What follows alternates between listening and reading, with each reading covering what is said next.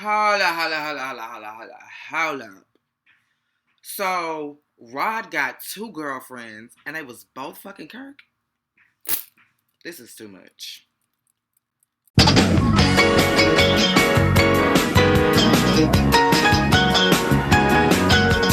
Tammy and Waka Flocka.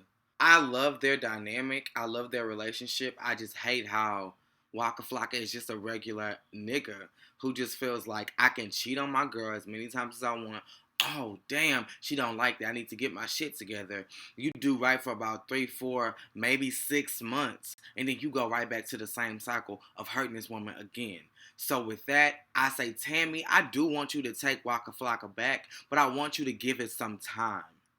Don't let him think it's that goddamn easy. Keep your apartment, keep your townhome, for like a year. Correspond with him, go on dates, but you go to your place and I go to mine. So you can understand that this shit is not a game. My heart ain't shit to play with, nigga. Don't play. And I love how Tammy takes the high road in this season so far. She knows what it's like to be cheated on by a husband. So she goes and see about Rashida. And that scene, it tugged at my heartstrings. And it has me second guessing whether or not this shit between Rashida and Kirk is fabricated. Because, like Funky Dineva said, Rashida ain't no motherfucking actress. And she is selling this. I am really buying into these tears and this hurt that she is enduring. Like, damn, Rashida, my heart goes out to you. But going back to Tammy, I love how she takes the high road because she took the high road with Rashida and then she took the high road for Rashida. When Carly was discussing Rashida in that club, Tammy was like, no. I don't think this is the best place or the best time to be discussing her business like this. And I love her for that. Because it's the truth. Carly is the last person that needs to be talking about what's going on between Kirk and Rashida. Because, bitch, you got your own demons that you need to wrestle with. Okay. And that was a perfect segue to Carly. Carly, I stick by what I said about you. I feel like in this season, you play the charade. You carry bones. And on top of you've been the bone carrier. You've been a messy ass bitch. So I guess you're just living up to your reputation. But girl, get a storyline. And don't let it be this fucking Karma Sutra book. Because nobody is buying that. Y'all, Carly ain't got no goddamn storyline. What happened to your music career? What happened to Mercy? What happened to Mention? What happened to all the shit you had going? What happened to Red Entertainment? I'm guessing the reason why you decided to want to do this was because Jock made your sex game seem so superb. Now, I guess there are some people that are inquiring about your sex game. I'm not one of them, so I wouldn't know the community of people that give a fuck about how you suck dick. I don't care. So, there's that. It's clear that Jock doesn't really want to be with Carly. You just want to fuck again because she has good sex. So it wasn't a surprise to me to see him walk in the door with Tommy when she did that double date with Jessica Dime. And I wasn't surprised to see Jessica Dime with a woman. What I was surprised to see was, Jessica Dime, you fucking Alexis Sky? I've seen your basketball player boyfriend. And he's cute. So I don't understand. Well, I don't know. Everybody wants to fuck everybody at this point. So I'm not putting shit past nobody. Kirk. Stevie J and Jocelyn. Speaking of Kirk, I find it so ironic that a couple seasons ago we were joking about you being gay, and now you just the hoe of all hoes. It seems like you're on a mission to prove to people that you're straight. Just like in Hollywood Divas, Jensen Atwood was on a mission to prove he was straight because he put pussy lover or I love pussy or whatever kind of sticker that was on the back of his car when he went out on a date with Lisa Wu. Bitch, you trying to hide something. But anyway, this shit is getting out of hand and y'all need to get to the bottom of it. But it seems like we finna ride this till the wheels fall off, meaning that we're not gonna figure out what's really going on until the end of the season because they're gonna stretch this storyline as far as they possibly can. But speaking of Kirk and Rashida's storyline, Kirk, you are really in for it. Because as of right now, Rashida is going through all of this behind the baby and Jasmine. She knows nothing about Kiana.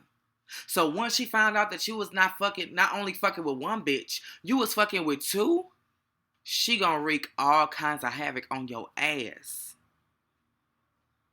I hope you still got the Buckhead condo. Because if you don't, you may need it. Rod and Jasmine, y'all shit just getting freakier by the minute. It's one thing to be fucking a nigga, an opportunist, and then fuck with another nigga when this nigga go to jail. But y'all got a three-way pyramid going on here. I don't understand how this shit could be equal. It's one man, two bitches. Huh? Mona, you could have kept the opening scene that introduced the three-way love affair between Rod, Jasmine, and Kiana. You could have kept that whole scene. What I will say is, Funky Dineva, he do got furniture.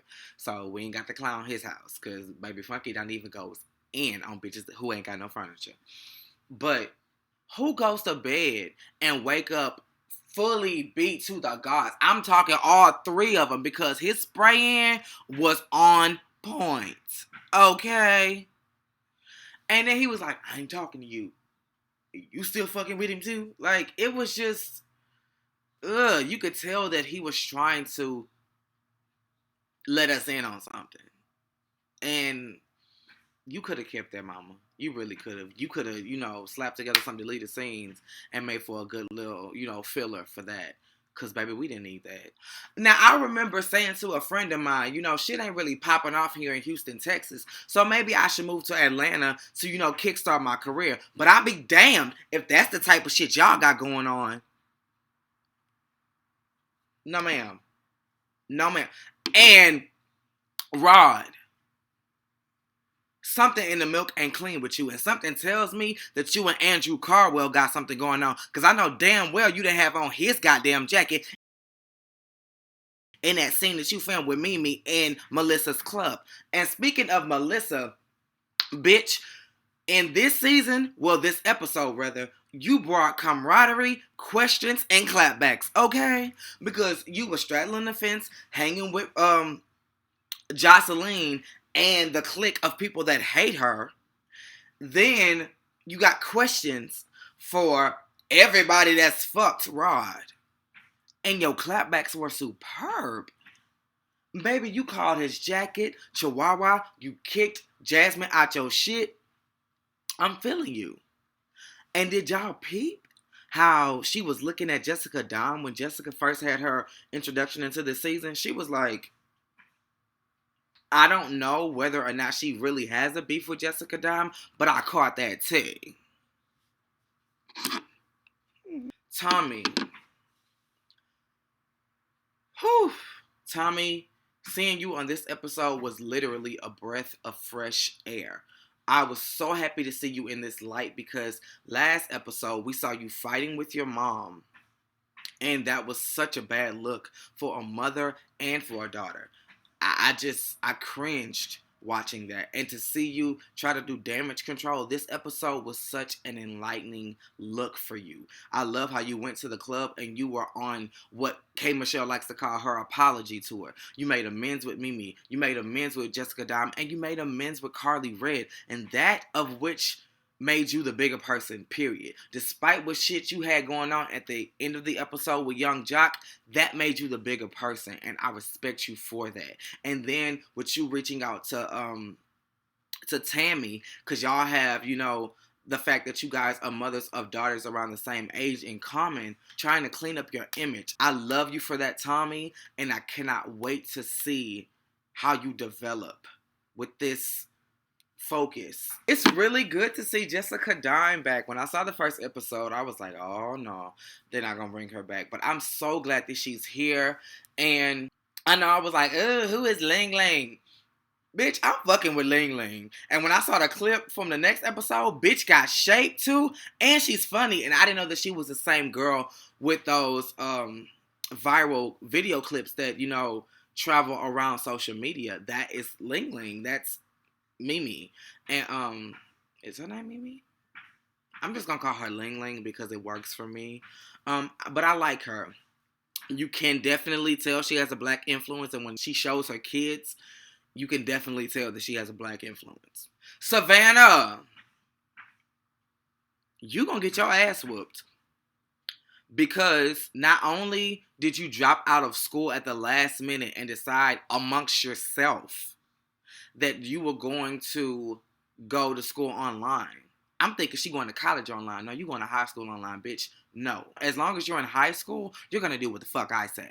So take your ass back to Nutbush, Tennessee, go to Nutbush High, and then you'll see me come summer 17. But Stevie let you stay. And then you turn his house into a pigsty? And he got to clean it up? No, ma'am. That scene would have opened with your ass busting them motherfucking suds. And first of all, there wouldn't even been an opening of a scene because you're not going to have my house looking a mess. Mama was going to have to pick your ass up from the doorstop because your ass was going to be as good as put out. No, ma'am. I can't wait to dive into Scrappy and Bam's storyline. It must not be much of anything because they pushing it so far back. We're going to be into the 5th episode before we see anything. So I'm excited to see that. Ling Ling, I want to see Ling Ling. Show us the Ling. Show us the Ling. Oh, and 3LW. Why y'all haven't showed the baby yet? I mean, can we see? I mean, can the sisters rise? I mean, let me be the judge, okay? Let me determine whether or not the baby look like Kirk. What y'all holding? What y'all hiding? This Rich and Famous shirt and the Scrooston shirt that I had on in our other conversation, both of those shirts are from My Line Culture by Pradia, and they're available at tinyurl.com/culture_x-Pradia. Go check it out. All of my shirts are under $25, y'all. Rock the culture, rock the movement, wear your feelings. But yeah, episode 3 gave me a little bit of what I needed. It was a couple of parts that I could have done without, but it was entertaining nonetheless. Keep it going, keep it coming, and I'll see you same time next week.